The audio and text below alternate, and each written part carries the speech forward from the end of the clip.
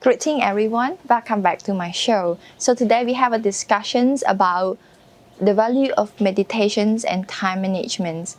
So everyone have been struggling on how to manage their time, being a mother and being a student and also have to work at the same time. So how we gonna be able to manage this? And here today we have an interview with our special speaker, venerable Hon Camera. So he not just able to manage time so well that I amazed, but he lead through 9 different leadership roles, not just in Cambodia, but also in Sri Lanka. So we're gonna have a discussions on that. Greeting, Dikun. So first, could you introduce yourself formally for our audience? So I would like to pay respect to the Triple Gem and the venerable monks around the globe. And greeting to all devotees, and thank you very much for being with me, interviewing me. Yeah, my full name is Venerable Hun Kamara. So the writing is a little bit weird because it was written by my brother at that time. So Hun Kamara, some foreign friends call me. I was ordained in 1998.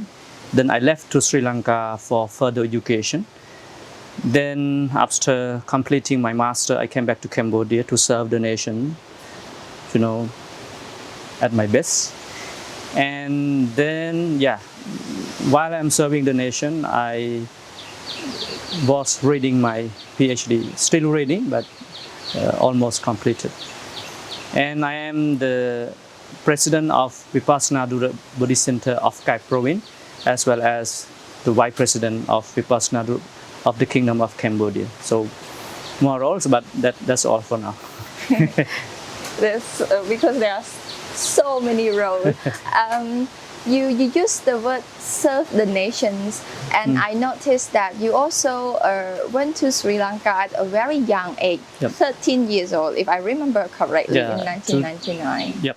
So at first, how did you decide to go to Sri Lanka, or were there any circumstance that you have to decide to go there? It's a long story, but to be honest, at that time when I was very young, I did whatever my mom said. That's the simple thing. So when I was young, and 1999 or 1998, like 90s, the society was a little bit in, I would say, in a rough shape. That moving to, I don't want to say bad, but many gangsters they are around, they're using the drug and on and so on. So my mom was worried about me so much. So and as you know, the temple is kind of the rehab center in our society. So I was sent to the monastery. What's around that? And fortunately, Sri Lankan monk came to Cambodia, and he worked as the environmental advisor for United Nations, and he wanted to bring some Cambodian boys to Sri Lanka for scholarship and to give them the education. So yes, how I met Sri Lankan monks, and then asked for the permission from my parents. Then they said, okay, if for education you are free to go. And then Sri Lankan monk asked our parents that if you want to go to Sri Lanka, you have to become a monk. So no plan to become a monk, because the plan is I was not allowed to become a monk. That is the plan of the family. But I would say fortunately, then this is the way. This is my journey towards Sri Lanka. It's like a very long journey, but it's also very inspired. Because when I checked your biography, I was wondering, there's not many people, there are not many Cambodians going abroad. Especially most of us go abroad after the age of 22, after bachelor degree.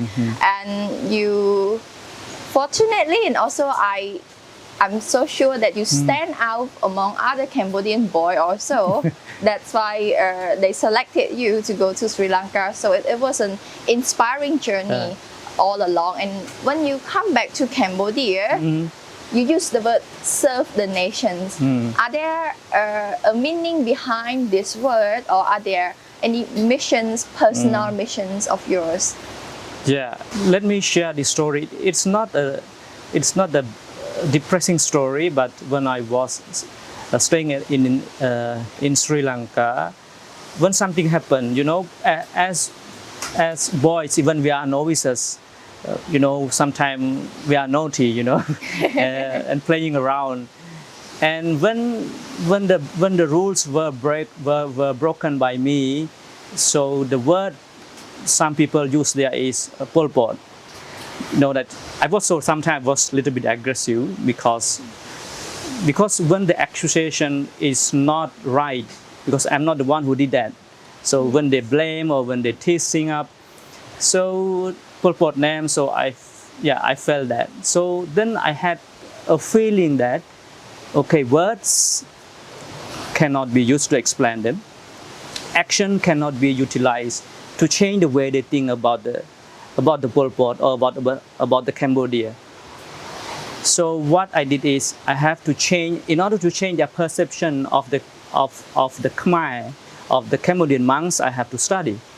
That is what came to my mind at that time. So I put my entire effort. I studied very well, and as you said, not just to boast myself, but I became the second person or the first person in the class. And this is how I changed the way of the people in judging me. I mean, change the way of looking at me. So, but I would like to say that I highly appreciate the Sri Lankan devotees' faithfulness, their respect to the monks, no matter whether I am from Cambodia or not. Everyone loves me. So then I decided to apply for some scholarship in Europe or United States, but I failed. Then I decided to work in Singapore and Australia, in Malaysia. What I found is the effort I put, even in Sri Lanka, I started the special needs children for the specially able children. So I thought that the effort, the sacrifice, the commitment, dedication I put for the sake of the Sri Lankan society or the Malaysian society, if I redirect it, to the Cambodia, what would happen? That was the first motivation that I want to serve my country. That is the mission, and I have the philosophy behind that, and it is nurtured by my master, Sri Lankan monk. The metaphor is, Singaporeans, they have legs and they have luxurious slippers and shoes, and sometimes they have someone to polish them. But when we look at the Cambodian society, some people, they don't have the leg to walk. They don't have the shoes to wear. So I have to, rethink that to where my service should be rendered. So that's the basic thing. So that is how I decided to come to Cambodia. So, but many suggestions, many recommendation about the society. But I say, no matter what, I will serve as what I can to the nation. But my focus is about the mental health, because I foresee it that it will be much needed thing for the society. So that's how journey started. You mainly focus on mental health. May I Basic. ask why mental health is so important? Like from Buddhist philosophy, what you think you become. It means that your mind or your mentality constitute everything, whatever you do. Your writing, your speaking. To be honest, for example, before starting interview, you have to relax your emotion. So emotions are in the mind, basically. I mean, there are philosophical ideologies beyond that, but I don't want to go deeper. But I want to say everything is based on mind. What you think, you become. So that's very important. And the power of the mind is very huge. It has very both positive and negative impact on your physical health and even your social health. You know, when you are not happy, when you are stressed, you cannot do the way you want. So when it comes to that point, mental health is very important. Yeah. It is very important, and I noticed that when you mentioned about your journey, like when you first arrived Sri Lanka, and then you have to start to change your mindset. It's really on the mind that after that you receive like good grade 1 and grade 2 in the class. So that from my perspective, that was the changing point of your lives. Mental health and meditations, and so this is how you decided to take this leadership role. And teaching, I see that you also like teach at Presi Hanuraja Buddhist University. So could you explain more on how you are able to manage meditations and teaching and also like humanitarian work also? You work in Sri Lanka at David Rodrigo Child Development Center also. Like, how do you manage all this? Is it through meditations and mindfulness, or are there any other tips? Okay, so as I elaborated earlier, mental health is everything from my perspective. So when your mind is healthy, everything will be run smoothly. So from that perspective, yes, I never skip my meditation, even either for 1 hour or 30 minutes. So I take the morning session is the time management of my day. So after getting up, my focus is to prepare my bed. If you are not capable of preparing your bed, you are unable to prepare your entire day, because this is I believe. So I prepare by myself, I sweep the room, and then I start. We will use the word pray, but I pay homage to the Buddha and reflecting his qualities, and I reflect the significance of being human. So being human is to serve another human. So then I meditate. This is how I start my day, to get it fresh. And then but yeah, there are many works to be done, but my focus is what are the work, what are the pieces of work should be prioritized. That's my point. So if something is more important, I have, my attention is there. So this is how I manage my time. But as I mentioned earlier, I try to take the work which is much more related to my field. That some people come to meet me in terms of mental health or mental illnesses and on and so on. So my focus is just to talking with them that even in teaching university, I teach Buddhist psychology. So the focus is how to relate the meditation to the daily activities.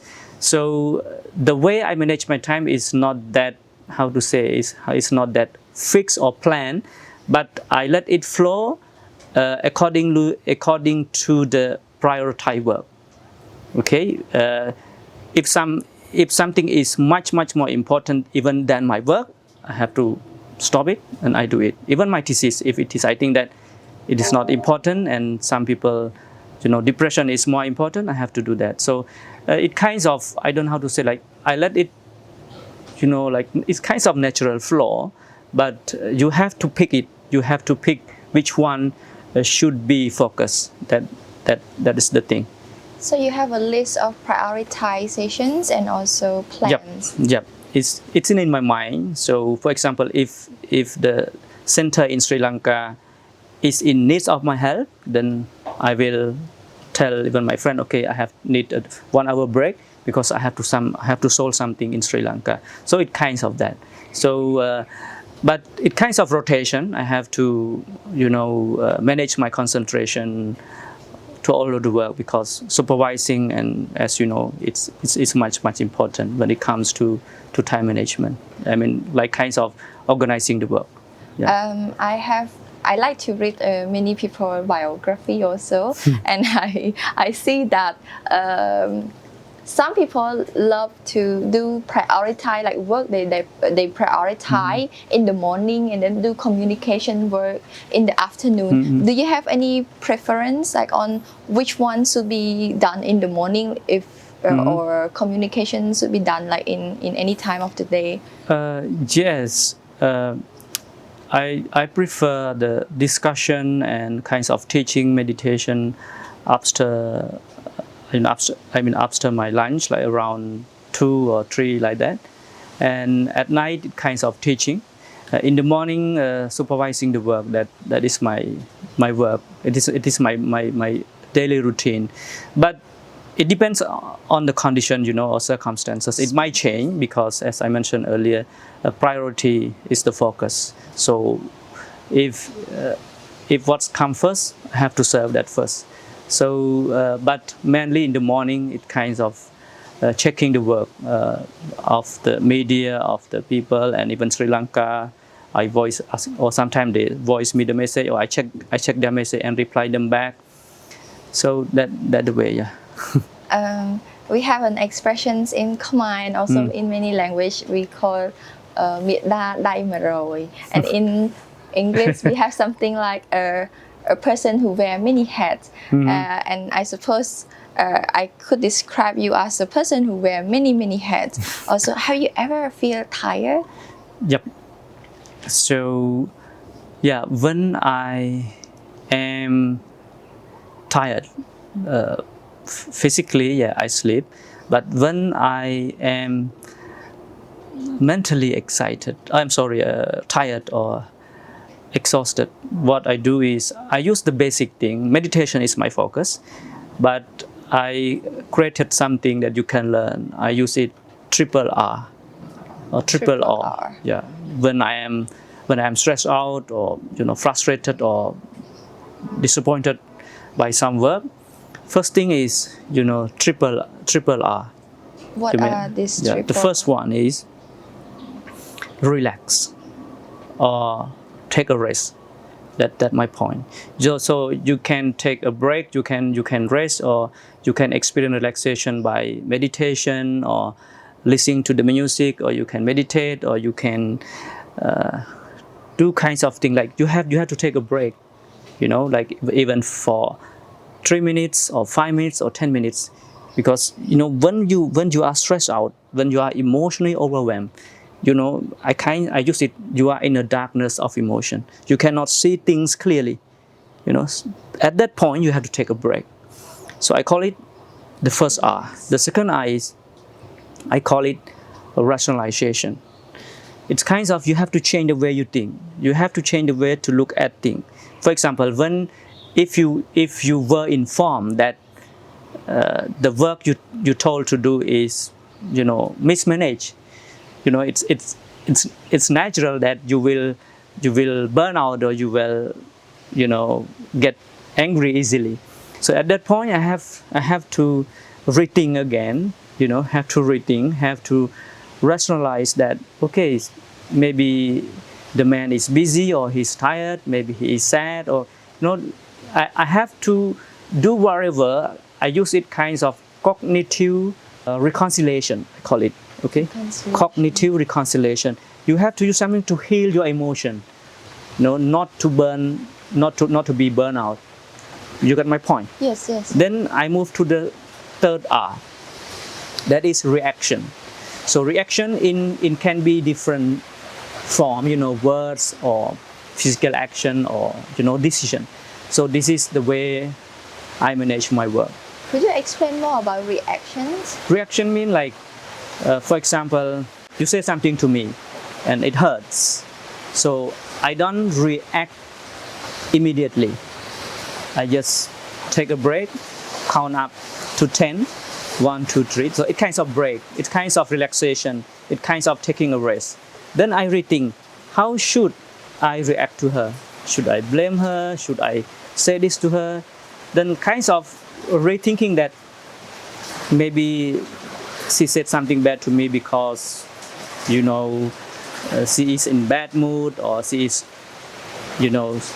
stressed out. So I have to be kind or like rethinking in order to be kind or compassionate or react in a peaceful way or kinds of how to say that healthy way, you know.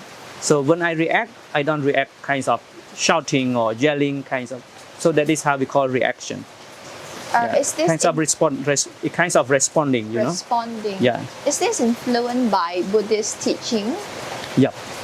And because I read psychology, so yeah, both how I integrate the both philosophy into my life basically. But as I mentioned earlier, as human being, you know, we have to be disturbed by psychic irritants. You know, it's natural, sadness, depression, frustration, and on and so on. But I think how we reconcile it's very important. That is my point. So after you pass this 3 steps, you will get back to the normal state. normal state. I will try it for myself. If not, you have to remain more. You have to remain in more silence as much as you can. Burnout.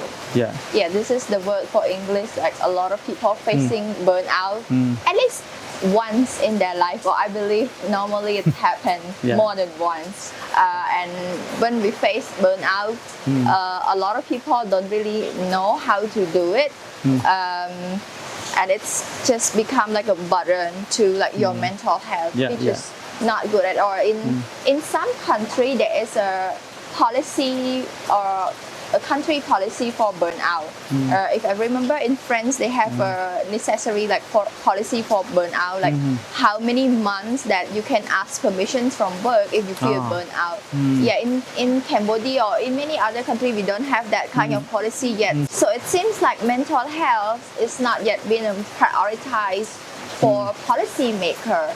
So we discussed a lot about time management and burnout, and I believe that mindfulness and meditations is an important tip to that. Could you share what is the value of meditation? Before this question, the thing which was raised is time management. So it comes to I would say the emotions management or emotion regulation. It kinds of how you manage your mind. That's the point, because we discussed earlier what you think you become. Mind is everything from Buddhist perspective. So meditation is the technique to regulate your emotions, basically to manage your mind. What I want to say, meditation is about mental cultivation. It's about mental development. Simply, you know, in a psychological perspective, I call it cognitive skills. There are, you know, plenty of cognitive skills are being developed, being cultivated during meditation. One example is attention. So when you ask to focus on the breath, what you are cultivating is attention or concentration. And when you lack concentration, when you lack attention, what happens? You will be in trouble. So yes, there are many mental disorders according to the DSM-4 or 5, but one of them is ADHD, attention deficit hyperactivity disorder. So lacking of attention is not that good, and once this attention is hyperactive, it's not that good. That is why you say my head is is overloaded. Like you feel heavy of your head because your attention is hyperactive. You think a lot of things and you cannot stop it. You know, that sometimes you feel I cannot sleep because keep thinking the whole night. This is where your attention is hyperactive. It's clear. And so the best meditation or remedy for that is meditation. You learn to remain focused. It means that you train to be not that hyperactive. Observing the breath. When you are distracted, you bring your mind back. So during the process of bringing your mind back, it's about kindness and compassion. You have to be kind. You have to be compassionate to yourself. You are not allowed to blame yourself during meditation. Even you are distracted, even you are not fully concentrated, you have to tell yourself that it's natural to be distracted. Bring your mind back, observing the breath. You are distracted, bring your mind back. So the entire process is about advancing your cognitive skills. So attention is cognitive skill, concentration is cognitive skill. In order to be kind or compassionate to yourself, you need right thinking. So during meditation, you think about yourself. Okay, it is natural to be distracted. I don't blame myself. I have to be kind of myself. I have to accept whoever I am. I'm not that perfect. So when it comes to the process of meditation, no one is perfect at once. No one is perfect immediately. It's kind of a process. It's a progressive process. So, this is how you practice meditation. It's not just sitting with eyes closed. It's all about mental cultivation, mental development. And in modern terms, it's cognitive skills. You develop a lot.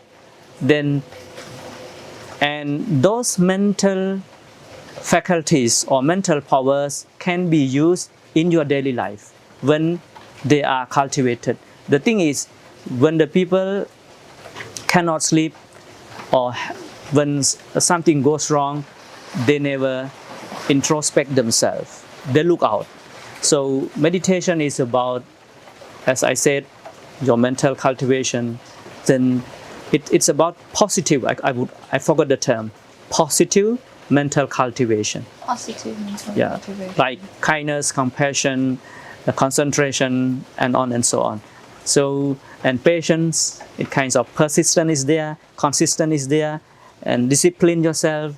It kinds of, I don't know how to say it, kinds of holistic approach for a better life. That is the value of meditation in order to manage your time. Because when you can manage your emotions, you can manage your time. And even you can manage your relationship. That is the importance of meditation. This is very, very great insight. I'm trying to connect the word positive mental cultivations and your previous, I would say, slogans. What you think, you become. It is such importance that you gain through meditations because it's take out all the self-blame. And in everyday society, people facing themselves and they feel so insecure about ourselves. Like, for example, like a Cambodian greeting, like for close people, it's not like how are you. It's not how are you. It's like, why you look so fat? Why you so skinny? And it's cultivate, for me, it's cultivate self-blame. It's become a social pressure. So when you do meditations, you take out all self-blame and cultivate a positive mental cultivation. Yep. I think it's very important because when your mind is extraordinary, when your mind is positive, you are also becoming extraordinary and also positive. And healthy, physically and mentally. Mentally healthy, which is very good also. I think it's very great insight I learned today about that. And let me share another 2 points. So meditation will help you to fix everything, because the more you meditate, the more awareness will be cultivated. So awareness is related to intelligence. So you will reach a state that fix your mind, fix your problems. When something goes wrong, even in relationship, in your workplace, that quote will come to your mind that fix your mind, fix your problems. So before you fix the external problems, you have to fix your mind first. It kinds of, you have to manage your emotion first. Otherwise, thing can be worse because we are not able to manage our emotion. And another point that I want to share is, I would like to ask you a question. When you are physically tired, what would you do? I would just stop doing everything and just relax. Going somewhere. It depends whether I live in the city or I live in like mountainous area. If I live in the city, I would just like go out alone and then watching people walking. But if I live in a mountainous area, I would just go to the park or see nature. I would just relax. So after that, what would you feel? You feel good, relaxed, right? Yes, I feel good and relaxed, and sometimes I write journal and I write poems. And another question is, when can you drive the car 24 hours without stopping? Oh, I don't think you can. Like, it's quite tiring. Just 6 hours or 5 hours. Like, you need relax. Okay, so you have to apply that philosophy into your mind. Your mind can get tired, it can be exhausted. So when it is tired, when it is exhausted, what you have to do is you have to give the time to relax. You get the point? Yes. So if you don't give it the time to relax or take a break, your mind will be what? The first step is tiredness, then sickness. So when it is in a state of sickness, you know what happens? You are the one who will first be suffered from your own mind. You get the point? Yes. So that is why you have to learn to let your mind to relax when you are tired. So what are the symptoms that you feel that you are tired? Very aggressive? No. No, I mean, I'm talking naturally, okay? So what are the symptoms that we can recognize our mind is tired or exhausted? Always stressed out, hot-tempered all the time, very aggressive, too much judgmental, and very negative, very narrow-minded. When your mind is tired, that is why you need to give it a time to take a break, to refresh it. It's like your body. You should take a shower every day. You cleanse it every day. Not only the shampoo, many cream will be applied. So to make it fresh, in the same way, our mind need that break, need that refreshment, need that perfume, and your body need a very healthy food, right? Yeah. To stay healthy, to remain healthy. In the same way, your mind is in need of healthy food. That is meditation. So we need that, and that is the philosophy. And even from the mental health professional's perspective, mental health is the priority.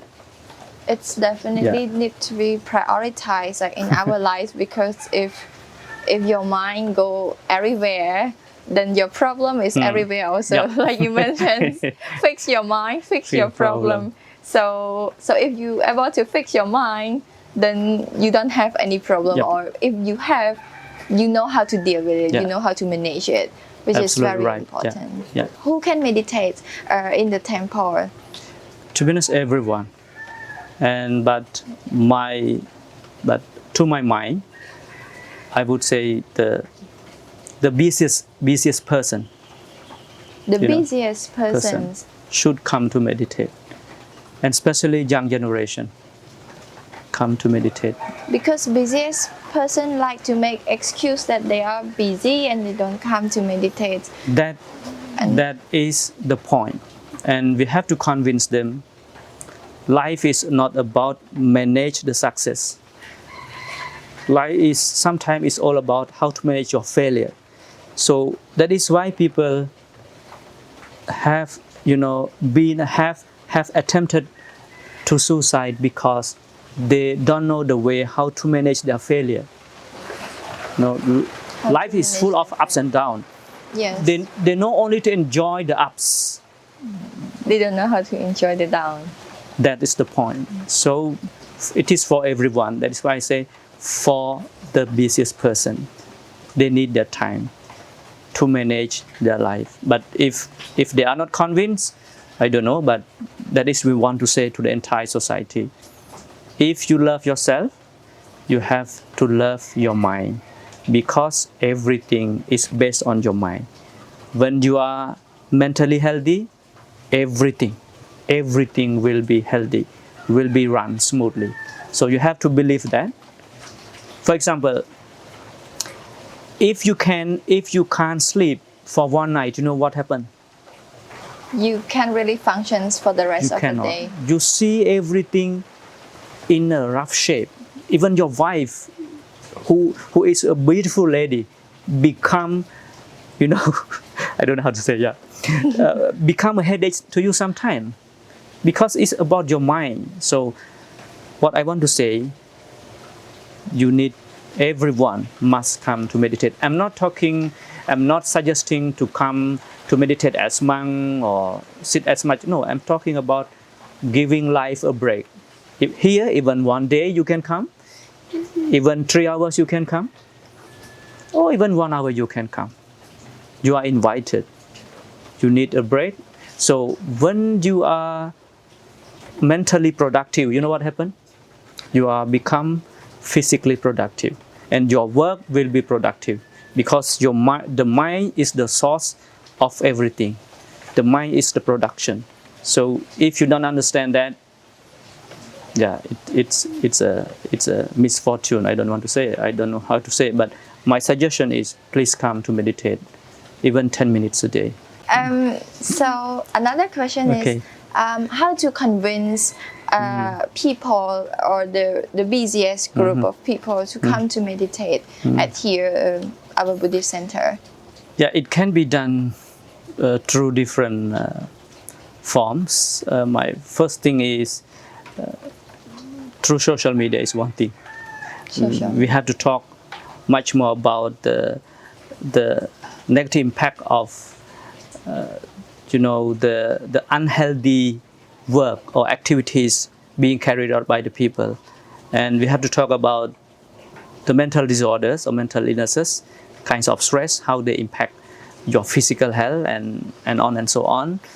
And then we must talk about how important the meditation is. So that is the way. But for young generation, you have to present them in a very logical and scientific way. So I can help. The thing is, you have to show them that how meditation scientifically, help your physical health. So there are many researches being done, and you are in Australia, you know that. Even you can Google it. And so the social media is the medium in modern society, in today's society. So we have to use it as the platform to convince the people as much as we can. And the thing is, as the brother said, we don't talk too much about that. And we are afraid of talking about mental health. No, about meditation sometimes. So my understanding is, you have to convince the people through the social media. And if you are, to the people, to the principals and to the teachers at school, you have to take this. You have to note down this quote: the mental health of your children is much more important than their grades. So that we have to understand that. And I'm not talking about not pursue the grades. I'm talking the importance of their mental health. And if we do a research in Cambodia, there are many children, suffering from the stress, the school stress. They have too many work. We have too many. Yeah. And then we are talking about why they don't work well, why they don't study well, why why sometimes they don't listen to their parents. No, there are many things that we have to look beyond that, because most people overlook that the point. So what I want to say, we have to convince through different institute that can be done easily. Otherwise, monks alone cannot be done. Okay. So thank you so much, Dikun. That's the end of our discussions. And thank you so much, everyone. So earlier we touched upon time management, and I have always wondering how he able to manage his time like across so many roles. But actually through the discussions, I can see what is deep inside the time management, which is so much more, which is about mindfulness and how he controls his mind. So it's the same to everyone. If you love yourself, you have to love your mind. And fixing your mind is fixing your problem. Thank you.